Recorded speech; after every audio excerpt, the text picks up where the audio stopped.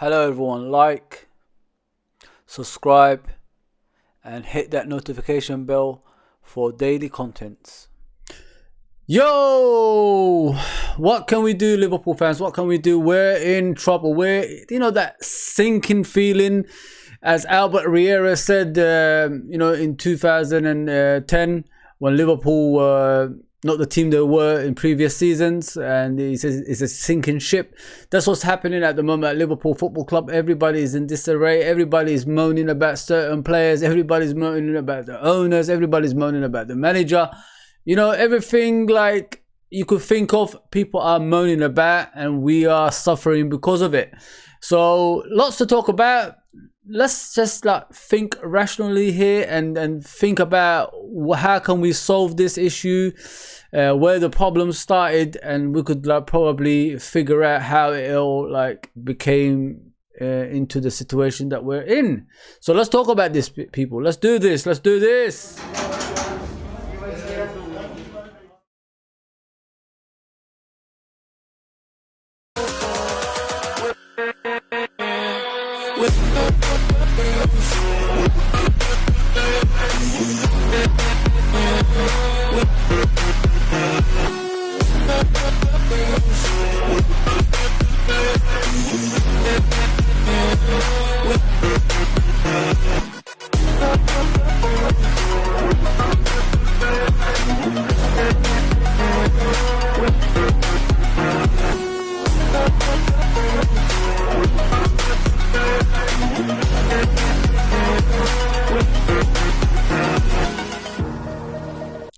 Welcome to LFC Red Forever channel, people. So Liverpool Football Club have done back-to-back in the Premier League to Nottingham Forest and Leeds United, home and away, losing by 1-0 at Nottingham and then 2-1 at Anfield to Leeds. Two struggling teams in the bottom of the half of the Premier League. The players can't be motivated anymore. The players look like the shadow of themselves, and we're all all over the place, figuring out what the real issue is, when the issue stays right in front of your face, and which is the players are not working hard enough. They're not collectively pushing up. They're not collectively closing down. They're not collectively winning duels.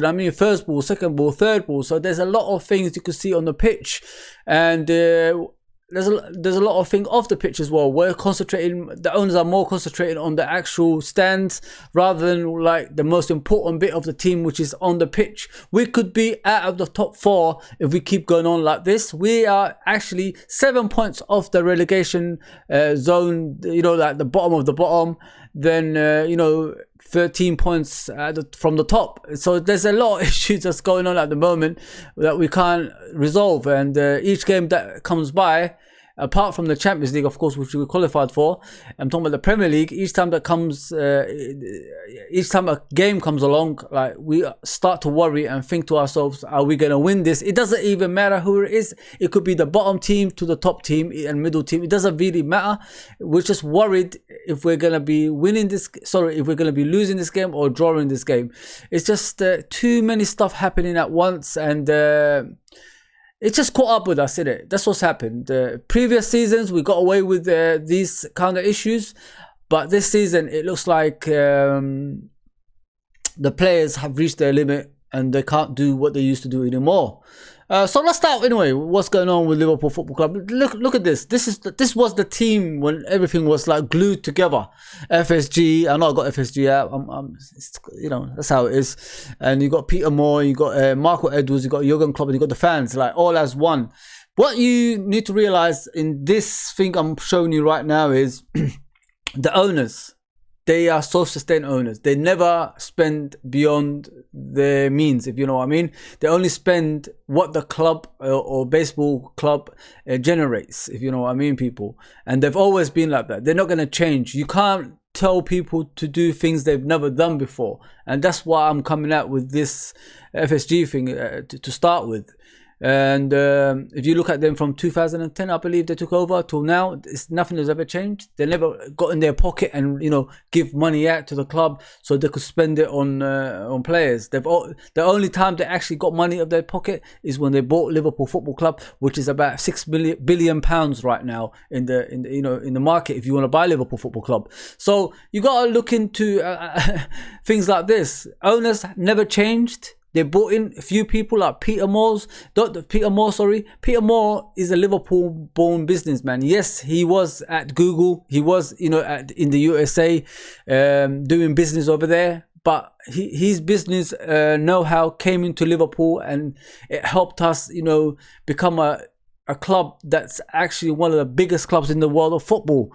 Hence why we started winning on the pitch as well. It was attracting a lot of sponsorships, a lot of, you know, people that wasn't looking at Liverpool before to give money to, if you know what I mean. And now he's no longer there. And then you got Michael Edwards, who's buying these players that we have currently in the team when they were actually in the right age, and selling players for silly money like you never thought that we would get. You know what I mean? Like Solanke, I think 25 million, maybe less than that. You know what I mean? Things like that. That's the kind of things he was doing at the club, and he's no longer there as well. And then you got Jurgen Klopp. He is the manager that can actually work miracles. So if you look at what I'm trying to say, all this, it comes as one. Let me continue. Then you got the fans. They love this club throughout. They love this club.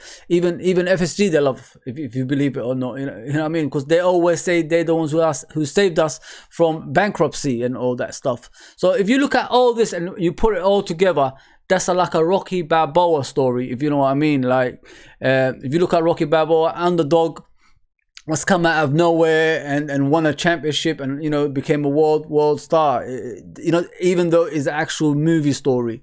This is how I see our club.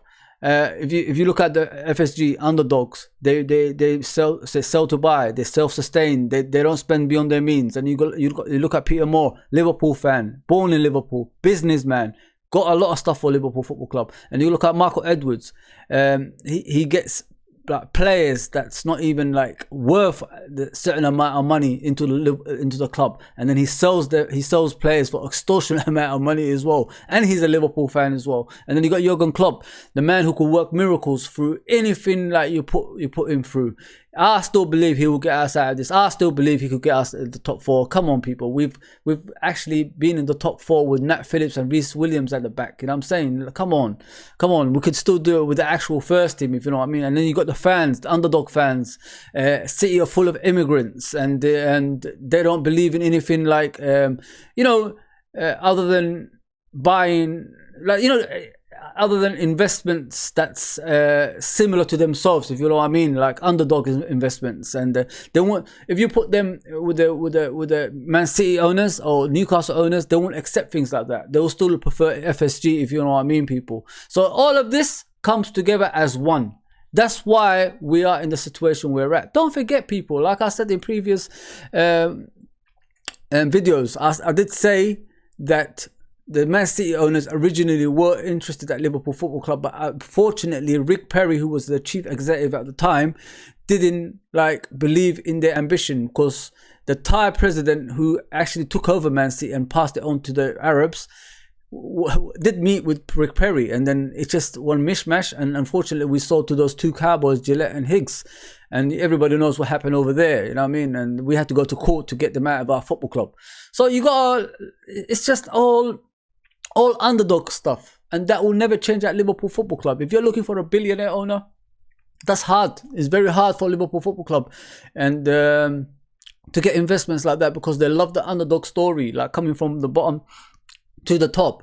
And FSG always wanted the Premier League to do fair play, like FFP, and it's not working out. You know, these rich billionaire owners at the clubs are spending what they want, and they are willing to pay the fine at the same time as well, because they will get that money back within weeks, if you know what I mean. Even if it's 10 million, 20 million, whatever it is.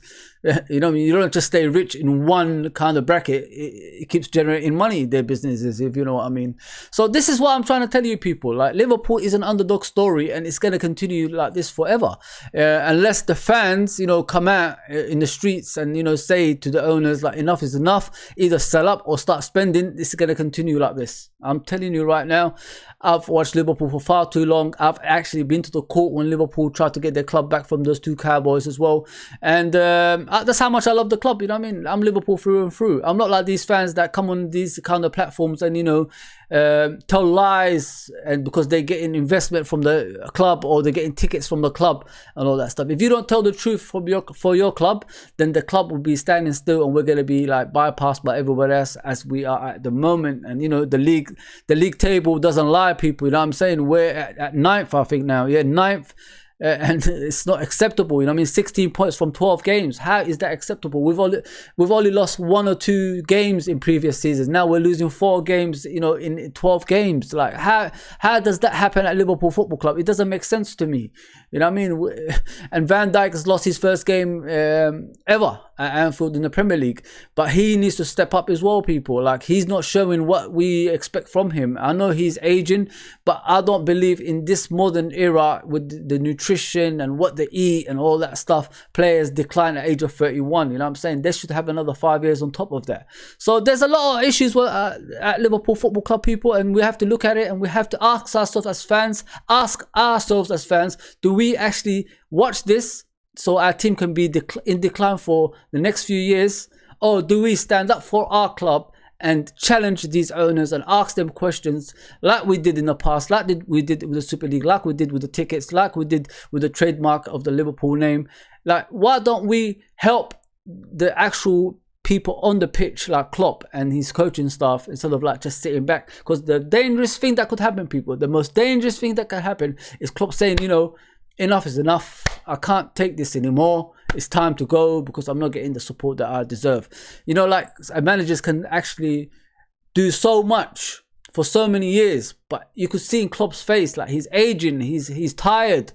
Why can't we make him fresh again and, you know, look forward to games? Like last season, he was saying that's the best squad he's ever had in his life. Why don't we help him get there with these owners? And instead of like just sitting back and letting them do whatever they want to do, and if they do something wrong, they apologize and we just forgive them like we always do. It doesn't make any sense, people.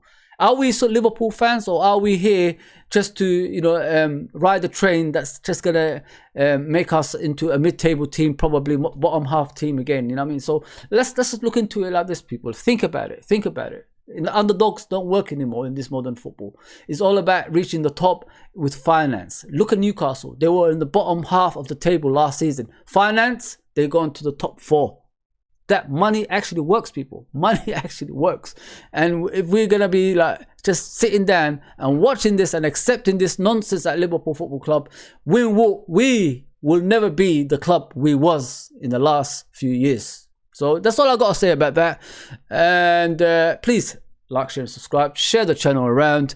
If you want an honest opinion, that's me. I don't mess about, and you're just gonna get whatever I know of the football club from me. I'm not going to be one of those fans that's, you know, getting paid from the club and, you know, telling you, feeding you lies. Or why are we going to have to talk about the owners? Why do we have to talk about the manager? Why do we have to talk about that finance? You know what I mean? I'm not like that. I'll give you the truth if you want to hear the truth. So yeah, people, please like, share, subscribe, and I'll see you soon. I hope you enjoyed this. Take care, everybody.